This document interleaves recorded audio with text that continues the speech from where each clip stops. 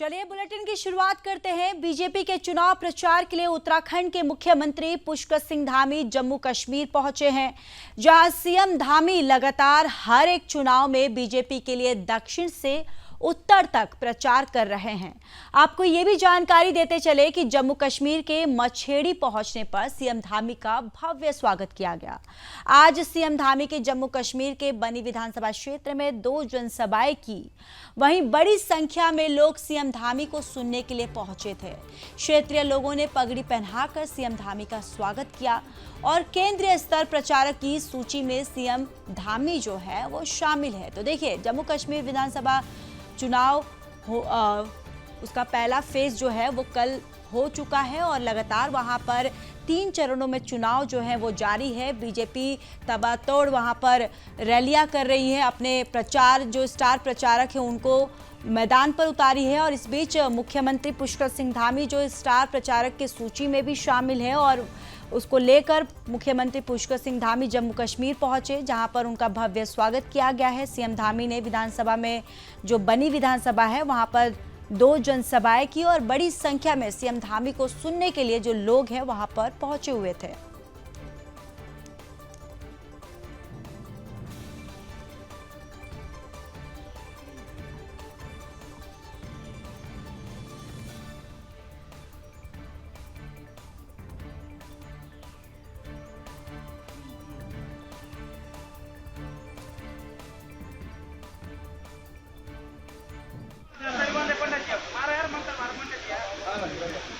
उत्तराखंड में monsoon season के दौरान काफी संख्या में सड़कें बाधित हुई। सड़कों पर मलबा आने और लैंडस्लाइड की घटनाओं से काफी दिक्कतें सामने आ रही हैं।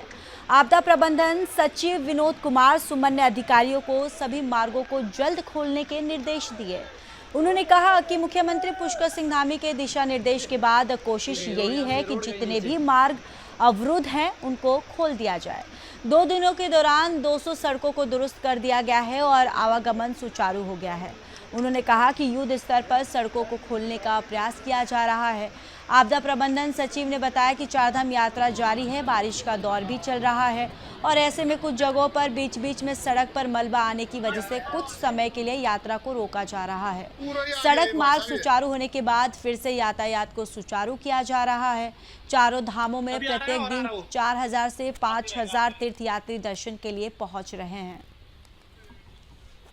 तो आपदा से अवरुद्ध मार्गों को खोलने का काम जो है वो प्रशासन के द्वारा लगातार जारी है और मानसून के दौरान काफ़ी संख्या में जो सड़कें हैं वो बाधित हो गई हैं। लगातार वहां पर बारिश से जो जनजीवन है वो अस्त व्यस्त हो गया है। पहाड़ें दरक रही हैं, लैंडस्लाइड हुआ है, जिसको लेकर जो सड़कें हैं वो बाधित हो गई हैं। अधिकारियों को मार्गों को जल्द खोलने के यहाँ पर निर्देश दिए गए हैं और 2 दिनों के दौरान 200 सड़कें जो हैं वो दुरुस्त की गई हैं, आवागमन को सुचारू किया गया है। और इस बीच आपको ये भी जानकारी देते चले कि चारधाम यात्रा जो है वहाँ पर जारी है, जिसको लेकर हर दिन वहाँ पर 4000 से 5000 जो तीर्थयात्री है वो पहुँच रहे हैं।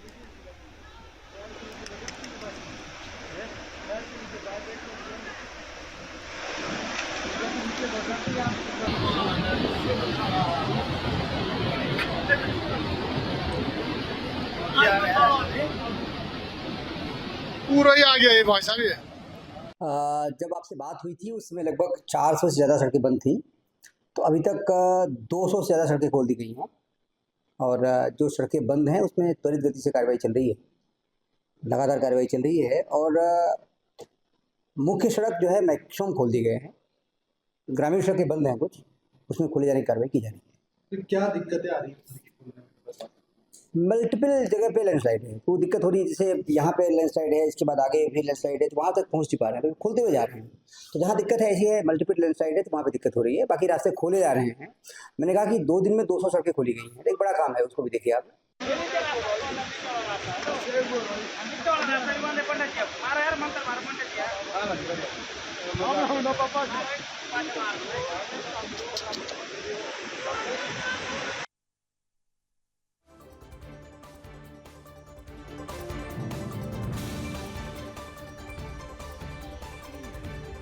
उत्तराखंड सरकार प्रदेश के बिजली उपभोक्ताओं को बड़ी राहत देने जा रही है। इसके तहत प्रदेश के गरीब बिजली उपभोक्ताओं को अब 100 यूनिट तक बिजली खर्च पर 50% सब्सिडी मिलेगी। उच्च हिमालयी क्षेत्र में इसके लिए 200 यूनिट तक का मानक बनाया गया है और इस योजना से प्रदेश के लगभग 11,40,00,000 उपभोक्ताओं को लाभ होगा। प्रदेश के ऊर्जा सचिव और मीनाक्षी सुंदरम ने कहा कि जल्द ही अनुमोदन के बाद जियो जारी हो जाएगा और इससे गरीब तबके के लोगों को फायदा होगा।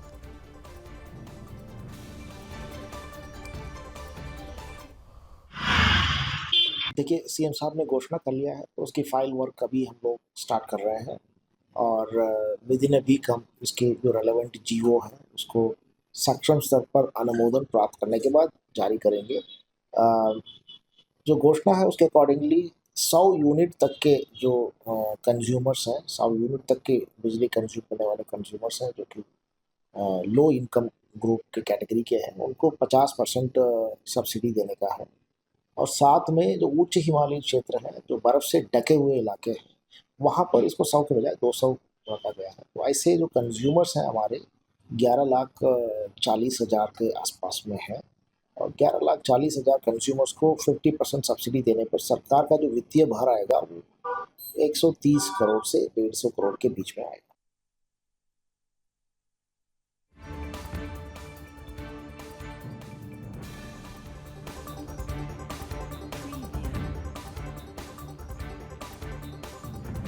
तेजी से दूर होंगी। आपको बताते चले कि इसी रोड के मीटर टेस्ट लैब अपग्रेड कर दी गई है और NABL के मानकों के हिसाब से तैयार लैब में 17 सितंबर को UPCL के MD अनिल कुमार ने पूजा की। इसके साथ ही समीक्षा बैठक कर मीटर टेस्टिंग में तेजी के निर्देश दिए। आपको ये भी बताते चले कि UPCL MD ने टेस्ट लैब का निरीक्षण कर जन सुविधाओं की बेहतरी के लिए सभी अधिकारी कर्मचारियों को दिशा निर्देश दिए। प्रबंधन निदेशकों को अधिकारियों ने बताया कि ये NBL से पहली सर्टिफाइड लैब है। इसमें सिंगल फेज मीटर की टेस्टिंग के लिए 20 पोजीशन टेस्ट बेंच लगाए गए हैं।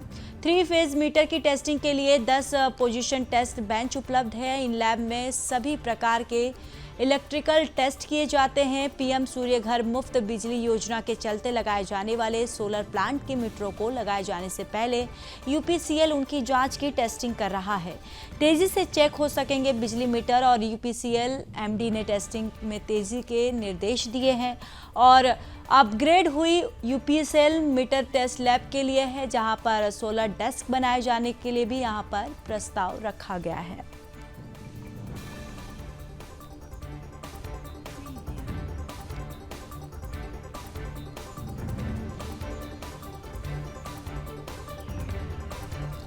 तो चलिए अब बात करेंगे खटीमा की। खटीमा में वन विभाग ने अवैध रूप से आमों की लकड़ी से भरा ट्रक पकड़ा है, जिसमें ट्रक चालक मौके से फरार हो गया।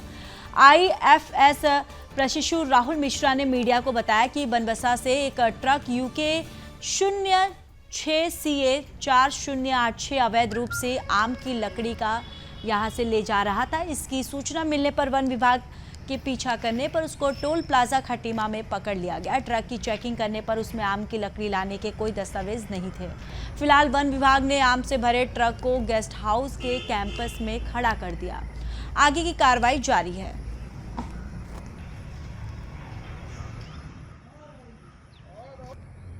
हम लोग को मुखबिर से सूचना मिली थी कि ऐसे ऐसे एक ट्रक है जो कि लकड़ी भर रहा है और ये निकलेगा बनबसा की साइड से आ रहा था और इसे हमने ट्रेस किया, इसका पीछा किया गया, ड्राइवर ने भगाया। उसके बाद भी हमारी टीम लगी रही पीछे और इसको ये जो सितारगंज वाला टोल है इसको यहाँ पर रोका गया। तो ये टोल पे रुका और उसने साइड में लगाई और हमारी टीम वहाँ पर इसको पकड़ा। तो ड्राइवर तुरंत भाग गया साइड में लगा के ट्रक को और बाकी हमने लकड़ी सीज़ की वहीं से और इसको हम यहाँ पर रेस्ट हाउस ले आए हैं खटीमा के और इस पर H2 केस भी काट दिया है हमने और इस पर कार्रवाई अभी जारी है। बाकी इसमें बेसिकली आम और जलौनी लकड़ी है और इसके कोई भी कागज़ मिले नहीं थे हमको। तो ये सारी की सारी अवैध रूप से लकड़ी लेके जा रही थी जो कि राम को ले जा रही थी।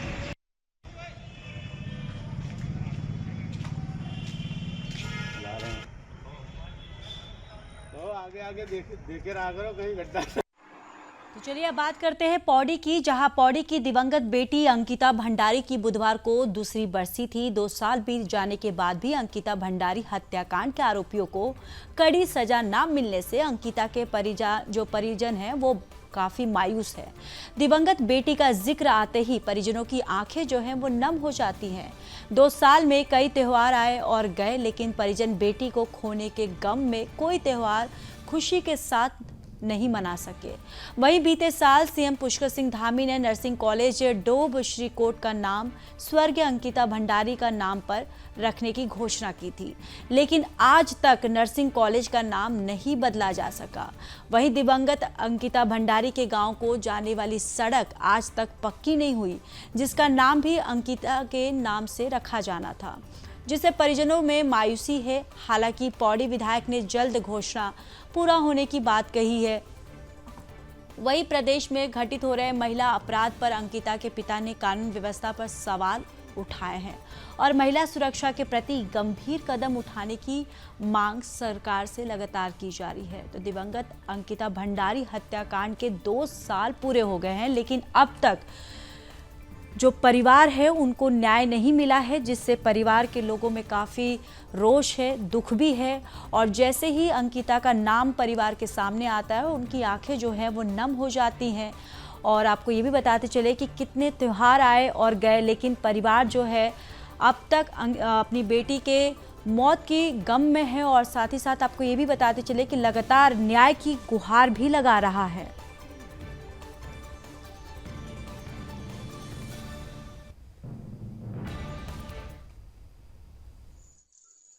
और सरकार ने बहुत सारे वादे किए हमारे साथ, जो कि खोखले साबित हुए और अभी तक हुए नहीं।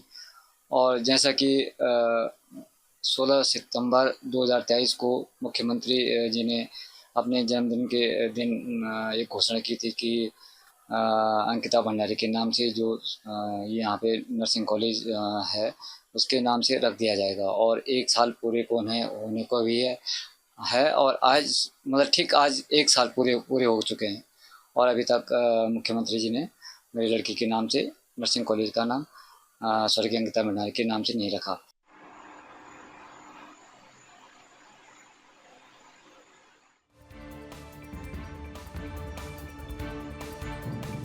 तो चलिए अब बात विकास नगर की कर लेते हैं। विकास नगर में बारिश के चलते बड़ी मुसीबत, कालसी चक्राता रोड पर फिर भूस्खलन। लगातार बारिश से सड़क पर आया मलबा से रास्ता जो है वो बंद हो गया है। मलबे के लिए 3 जेसीबी मशीन लगाई है। ऊपर से आ रहे पत्थरों से जेसीबी चालक को खतरा भी है और मार्ग से मलबा जो है वो लगातार हटाने में काफ़ी दिक्कतों का सामना करना पड़ रहा है। और दोनों ओर जो वाहनें आ जा रही हैं उसे जो आवाजाही है उसे बंद किया जा रहा है। तो देखिए विकास नगर से ये खबर है, जहां पर लगातार बारिश की वजह से काफ़ी मुसीबतों का सामना करना पड़ रहा है। कालसी चक्राता रोड पर फिर से भूस्खलन हुआ है, जिसको लगातार जेसीबी के माध्यम से उसे मलबा को हटाया जा रहा है और रास्ते को सुचारू रूप से दुरुस्त किया जा रहा है। और आपको ये भी जानकारी देते चले कि मलबे के लिए 2 जेसीबी मशीन जो है वो लगाई गई हैं। ऊपर से पत्थर जो है वो लगातार आ रहे हैं, जिससे जेसीबी चालक को भी काफ़ी खतरा है।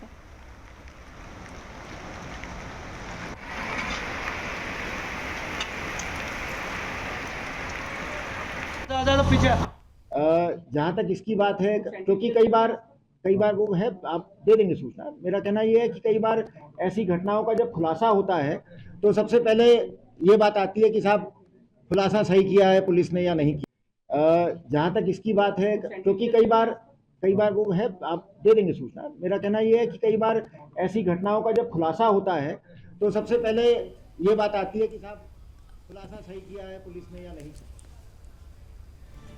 चारधाम सिर्फ हिंदुस्तान के हिंदुओं के आस्था का केंद्र नहीं है, ये विदेशों में भी रहने वाले हिंदुओं के आस्था का भी केंद्र है। आपको ये भी बताते चले कि चारधाम यात्रा में पहुंचे श्रद्धालुओं की संख्या 10 साल बढ़ते ही जा रही है। इस यात्रा की शुरुआत से समापन के बीच मॉनसून का समय भी आता है, जिससे पहाड़ी क्षेत्रों में काफ़ी परेशानियों का सामना करना पड़ता है। भारी बारिश के चलते जगह जगह बड़े बड़े बोल्डर सड़क पर गिर जाते हैं तो कहीं सड़कें और पोल टूट जाती हैं।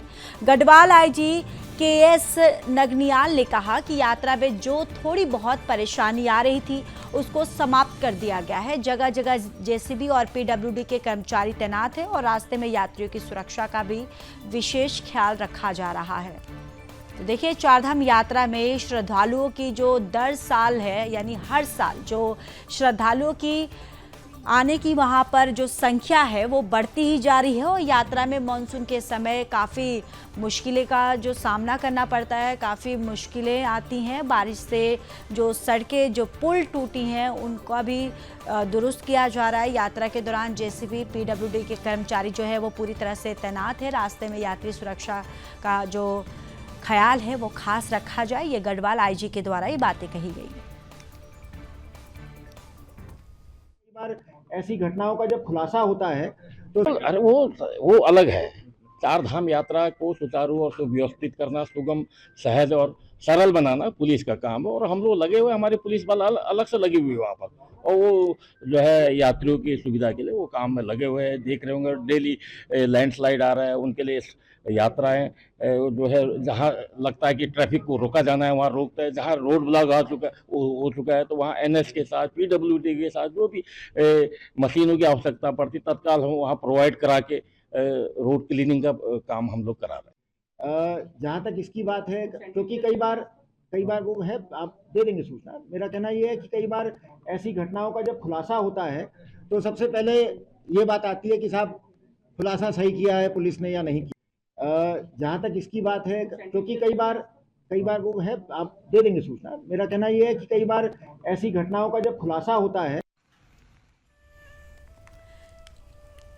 चलिए चमोली की बात कर लेते हैं। चमोली की पहाड़ी क्षेत्रों में 2 दिनों से खुशनुमा मौसम के बाद एक बार फिर से मौसम के बदले मिजाज से बारिश और बर्फबारी का दौर शुरू हो गया। इधर मौसम विभाग ने भी चमोली जनपद के लिए तेज बारिश और गर्जना के साथ आकाशीय बिजली गिरने का येलो अलर्ट भी जारी किया है।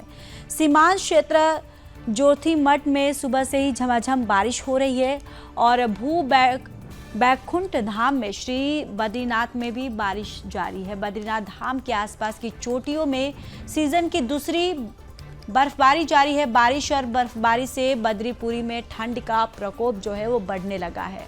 वहीं ऊपरी हिमालय क्षेत्र में चिनाब वैली, सपत और श्रृंगकांग, भूषिंड, द्रोणागिरी घाटी सहित नीति मारा बॉर्डर के सीमावर्ती इलाकों में एक बार फिर हल्की बर्फबारी होने से निचले क्षेत्र में ठंड बढ़ने लगी है। वहीं बारिश के कारण बद्रीनाथ हाईवे चमोली जनपद में चटावा, पीपल और नंद प्रयाग में बार बार बाधित हो रहा है।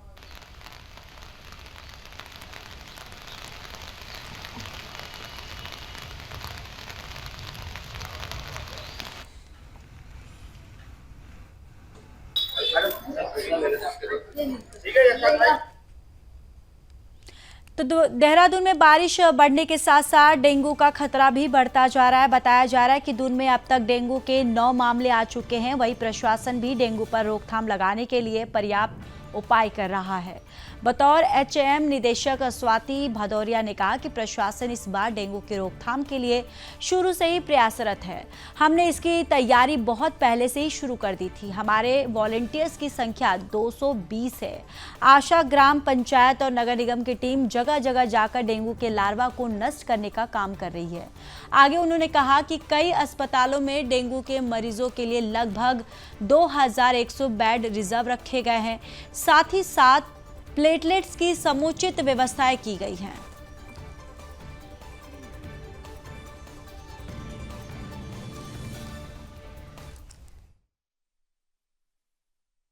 तो इस बार काफी अर्ली तैयारियां शुरू कर दी गई थी और हमारे वॉलंटियर्स जो 220 की संख्या में है और साथ में आशाज, हमारे नगर निगम, ग्राम पंचायतों की टीम सभी लार्वा के सर्वे का काम, लार्वा के डिस्ट्रक्शन का काम लगातार कर रही है। और इसीलिए इसी का नतीजा है कि इस बार बाकी वर्षों के कंपैरिजन में हम लोग काफी कम अभी डेंगू के केसेस आए हैं। फिर भी हमारी तैयारी पूरी है। लगभग 2100 बेड्स इसके लिए तैयार रखे गए हैं विभिन्न अस्पतालों में। हमारे प्लेटलेट्स की पूरी तैयारी है और जो हमारे जांचें हैं गवर्नमेंट हॉस्पिटल्स में डेंगू के एलाइजा टेस्ट की, वो भी फ्री ऑफ कॉस्ट की जा रही है।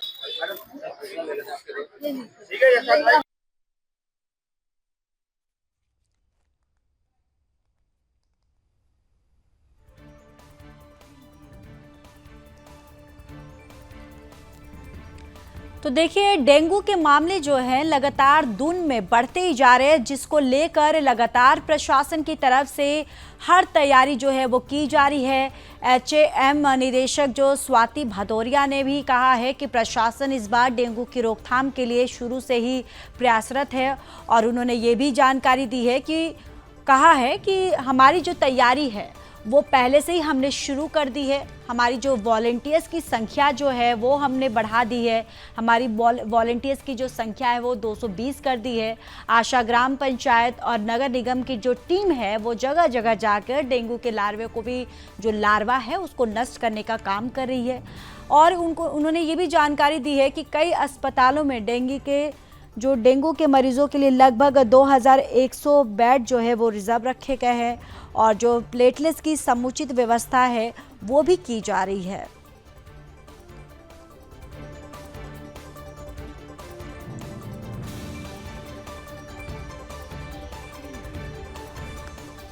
पहाड़ की महिलाओं का सर का बोझ कम हो, इसके लिए बीजेपी की प्रदेश सरकार भी महिलाओं के लिए तरह तरह की योजनाएं बना रही है ताकि महिलाएं आत्मनिर्भर हो सके।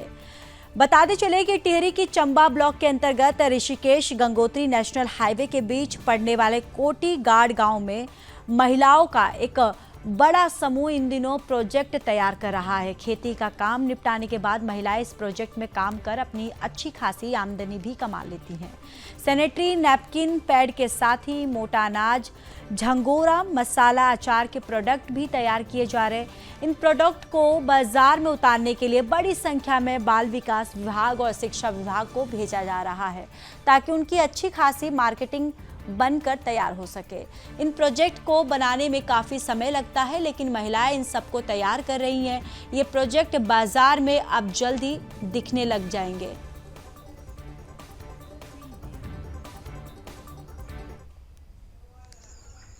हम लोग यहाँ जी अचार भी बना दो और चक्की भी हमारी, हम मसाला भी पीस दो और गेहूँ भी पीस दो और अन्य काम कई कुछ कर दो। यहाँ हम सैनिटरी नैपकिन भी बना दो और बाल विकास में जी हमारी सैनिटरी नैपकिन की डिमांड भी आई और जगह जगह हम स्कूलों में भी सप्लाई कर दो ये सैनिटरी नैपकिन के काम तय और हमारो ठीक ठाक से चल जान दो। और हम लोगों ते बड़ी खुशी है कि ग्रोथ सेंटर में जी हम ते काम मिले और हमारा घर का नज़दीक भी है। हम घर साथ साथ अपनी खेती भी कर दो और अपना समय यक भी दे दो और थोड़ा हमारा घर चलाने में भी हम तय खर्चा की सुविधा भी मिल जान दिया।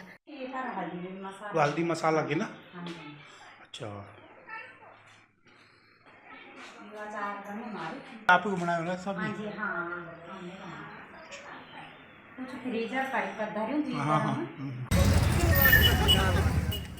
सैनिटरी आइटम बनाने वाली देश की नामी कंपनी सुप्रीम पाइप के नाम पर हो रहे एक फर्जीवाड़े का खुलासा हुआ है, जिसके चलते छापामार टीम ने मौके से हूबहू सुप्रीम कंपनी के नाम से मिलते जुलते पाइप बरामद किए हैं। आपको ये भी बताते चले कि विकास नगर में कंपनी को सुप्रीम पाइप के नाम पर नकली लाल लोगों को बेचे जाने की सूचना मिली थी, जिसके चलते कंपनी के ऑपरेशन हेड अनिल दुबे की अगुवाई में उनकी छापामार टीम ने स्थानीय पुलिस की मदद से हरबटपुर में एक शोरूम में छापा मारा, जिससे इलाके में अफरा तफरी मच गई। इस शोरूम के मुख्य साइन बोर्ड पर सुप्रीम का नाम था, साथ ही यहां बड़े पैमाने पर सुप्रीम ब्रांड से हूबहू मिलता माल को बेचा जा रहा है, जिसको पहचानने में छापामार टीम भी चकरा गई। वही टीम ने इस शोरूम में बेचे जा रहे और स्टॉक कर रखे नकली माल को बरामद करते हुए अग्रिम कार्रवाई में जुट गई है।